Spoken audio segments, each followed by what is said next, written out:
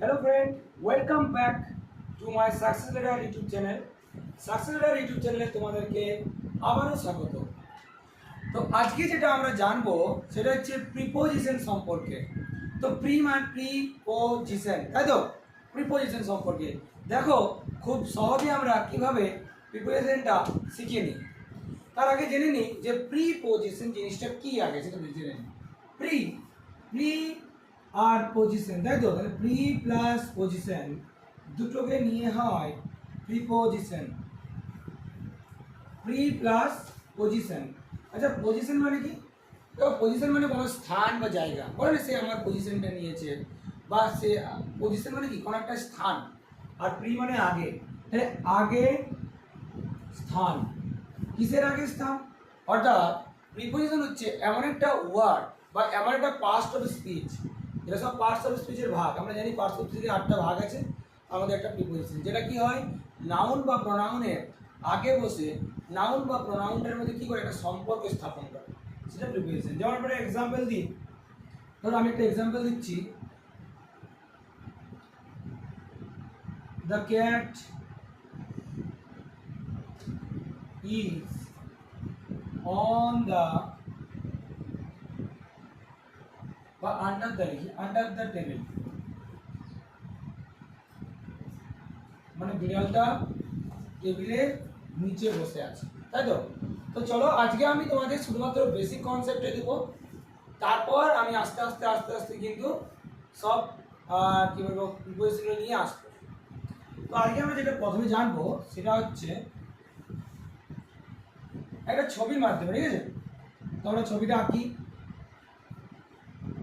ধরো এর একটা টেবিল, এইখানে একটা বল আছে। তাহলে বলো তো এই ক্ষেত্রে আমরা কি প্রিপোজিশন বসাবো? তাহলে কি বলবো আমরা? দ্য বল ইজ, ধরো এরকম একটা দিয়েছে বলি, এরকম একটা, the ball is dash the table. বলটা টেবিলের কোথায় আছে? বলটা কিন্তু টেবিলের উপরে আছে, তাই তো? তাহলে এটা হবে অন দ্য টেবিল, কারণ অন মানে উপরে হয়, ঠিক আছে? এবার ধরো এটা হয়ে গেল। এবার ধরো যদি বলটা উপরে না থেকে ধরো এইখানে থাকতো, নিচে থাকতো, সেক্ষেত্রে আমরা কি বসাতো? তাহলে কি লিখতাম? The ball is under the table, ঠিক আছে? এবার ধরো যদি ধরো একটা ফ্যান, পাখার ক্ষেত্রে এটা ধরো একটা ফ্যান, একটা ফ্যান আছে, তাহলে বলো তো কি বলবো? The fan is dash the dash my head, dash my head. তাহলে অন মানে আমরা কি জানলাম বলো তো? অন মানে উপরে, তাই তো? অন মানে উপরে। তাহলে শুধু কি অন মানে উপরে?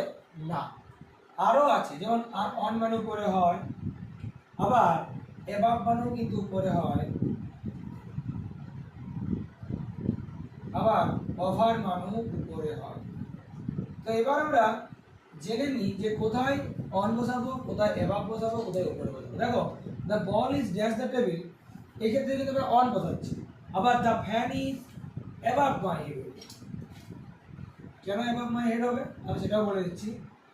কারণ মনে রাখবে, যখন কোনো বস্তু বা কোনো জিনিস কোনো কিছুর উপরে থাকবে, অর্থাৎ যেটার উপরে থাকবে বোঝাবে, তার সঙ্গে যদি স্পর্শ থাকে সেক্ষেত্রে আমরা বসাবো অন।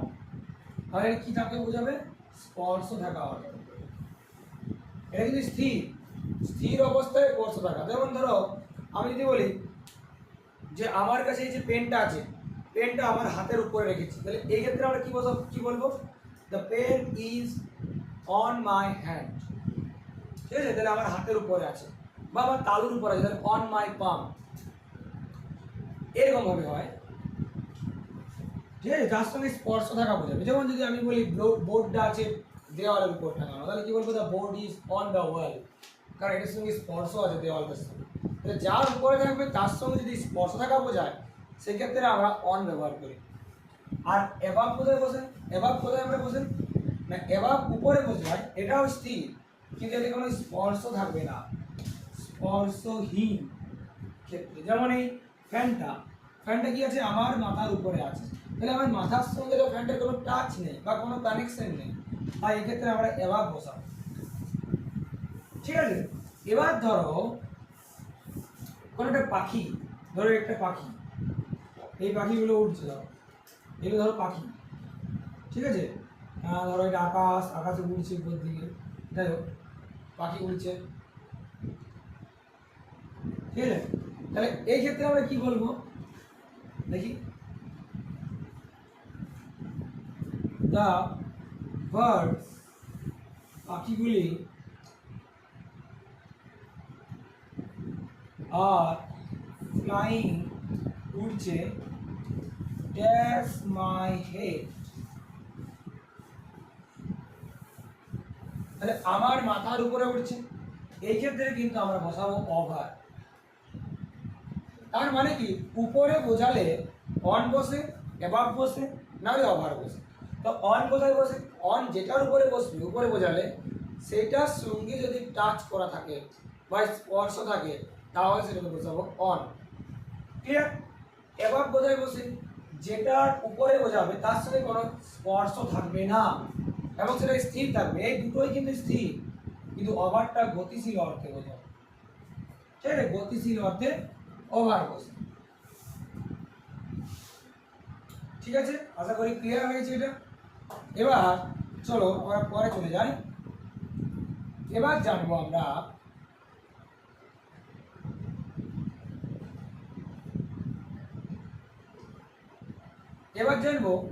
অ্যাড, আচ্ছা অ্যাড আর ইন, অ্যাড আর ইন। দেখো আমি অ্যাড ইন এর আলাদা করে ব্যবহার জানবো, কিন্তু আমরা এখানে ডিফারেন্স করে করে জিনিসটা শিখছি, তারপরে আমরা কিন্তু একটা করে আলাদা আলাদা প্রিপারেশন নিয়ে ভিডিও অবশ্যই আনবো। তো চলো প্রথমে অ্যাড আর ইন জেনে নিই। দেখো অ্যাড কোথায় বসে, অ্যাড বসে মনে রাখবে ছোট জায়গার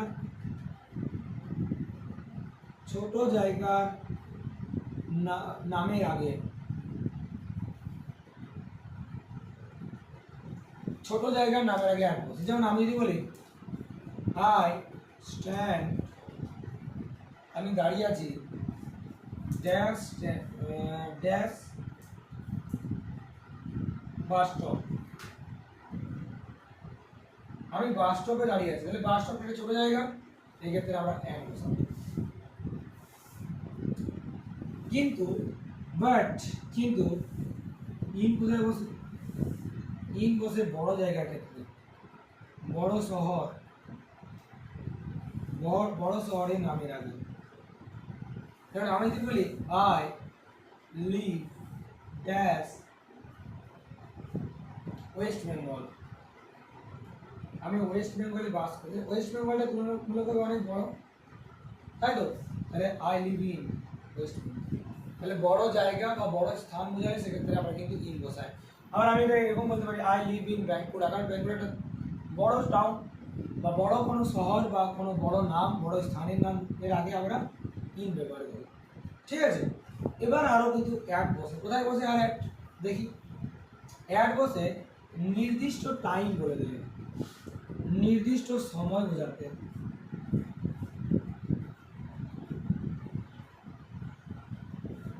অ্যাড বসে।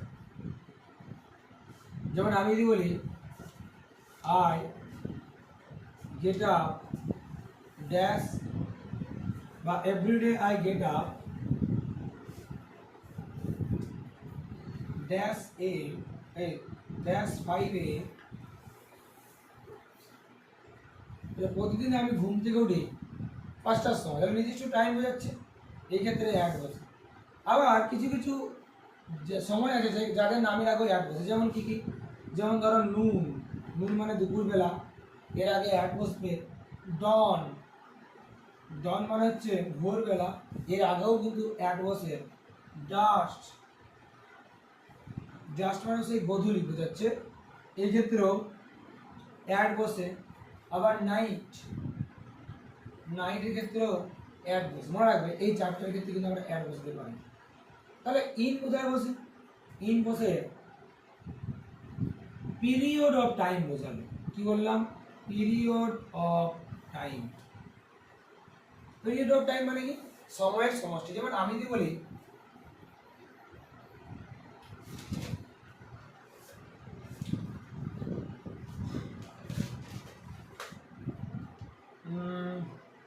পিরিয়ড অফ টাইম, তাই তো?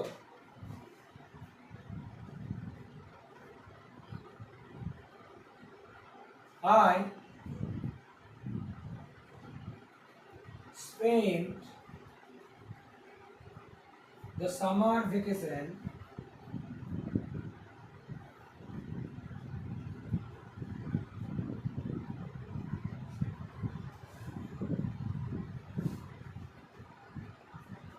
dash a week।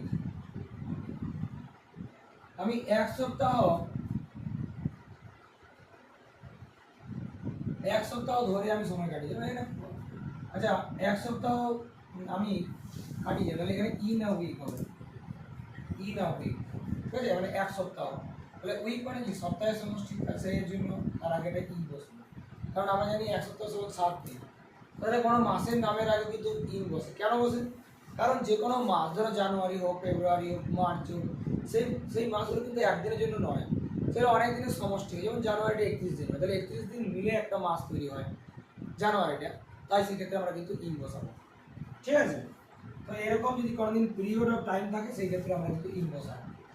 আর মনে রাখবে, এই যে মর্নিং, ইভিনিং, ঠিক আছে? মর্নিং, ইভিনিং, আফটারনুন, এদের ক্ষেত্রে, এই টাইমের ক্ষেত্রে কিন্তু সবসময় আমরা ইন বসাবো। এগুলো গেল টাইমের ক্ষেত্রে। এবার দেখো আরো কিছু জায়গায় কিন্তু আমরা প্রিপোজিশন বসাই। যেমন ধরো আমি একটা ধরো ছবি আঁকছি, বা আমি এমনি বলছি নর্মাল। ধরো এই দুটো আম আছে বা একটা আম আছে, দুই বন্ধু আছে, দুই বন্ধুর মধ্যে আমি ভাগ করবো,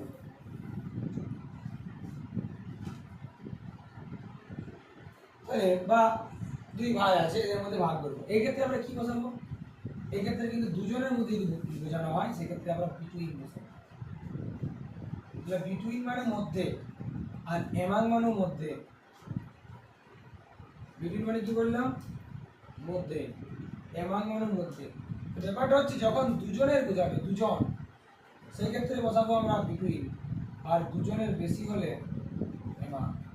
আমি যদি বলি এই আমটা দুজনের মধ্যে ভাগ করবো, তো সেক্ষেত্রে হবে বিটুইন। আবার যদি তিনজন থাকে, ধরো তিনজন এরকম, সেক্ষেত্রে আমরা বসাবো এমাং। ঠিক আছে? আশা করি এটা বুঝতে পেরেছ। তো ঠিক আছে, তাহলে এবার দেখো বিটুইন গেল, এমাং গেল। এবার জানবো ফর আর সিন্স। ফর আর সিন্স মনে রাখবে, ফর আর সিন্সটা ব্যবহার করা হয় সাধারণত প্রেজেন্ট পারফেক্ট কন্টিনিউয়াস টেন্স বা পাস্ট পারফেক্ট কন্টিনিউয়াস টেন্স, ঠিক আছে?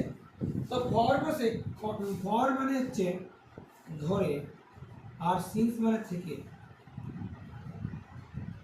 তাহলে যদি কোনো নির্দিষ্ট টাইম বলে দেয় সেই ক্ষেত্রে আমরা ফর ব্যবহার করি। যেমন 2 ঘন্টা ধরে যদি বলি বৃষ্টি পড়ছে, তাহলে কি বলবো? আই না, বৃষ্টি পড়ছে দাও, it has been raining dash 2 hours, 2 ঘন্টা ধরে। তাহলে এই ক্ষেত্রে দেখো কি বসবে? ফর। কিন্তু যদি আমি বলি যে আই লিভ অ্যাট ফলছড়া, আমি ফলছড়ায় বাস করি বা বাস করি, যদি বলি ড্যাশ 2011, ধরো 2011 সাল থেকে বাস, সেক্ষেত্রে আমরা বসাবো মানে সরি ইন না, সিন, সরি সিন বসাবো। কেন? কারণ 2011 সাল থেকে আমি বাস করি। সেই যদি এটা থাকতো এরকম যে ইট হ্যাজ বিন raining হতো raining sorry raining it has been raining just morning আর কিন্তু since morning হতো